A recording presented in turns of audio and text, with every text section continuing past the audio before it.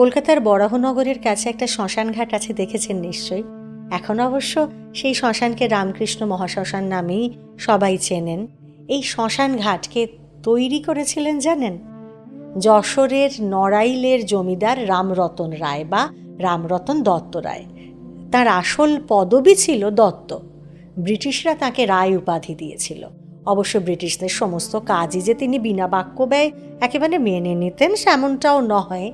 নীলচাষ নিয়ে যথেষ্ট আপত্তি ছিল তার। একটা কথা বলতে বলতে আসলে কত কথা চলে আসে বলুন। তা এবার আসল কথায় আসি। শুরুতে বরাহনগরের এই শ্মশানের নাম ছিল রতনবাবুর ঘাট। তারপর এলো 1886 সালের 16ই আগস্ট। শ্রীরামকৃষ্ণ পরমহংসদেব তাঁর নশ্বর শরীর ত্যাগ করলেন। তার পবিত্র মরদেহ এই শ্মশানেই দাহ করা হয়েছিল। শ্রীরামকৃষ্ণের পবিত্র স্মৃতি বিজড়িত আছে বলেই পরবর্তীকালে এই স্থানটির নাম হল রামকৃষ্ণ মহাশ্মশান।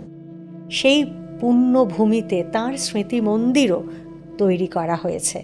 রায় পরিবারের তরফ থেকে জানা যাচ্ছে যে এই নাম বদলের কাজটি করেছেন বনবিহারী রায়।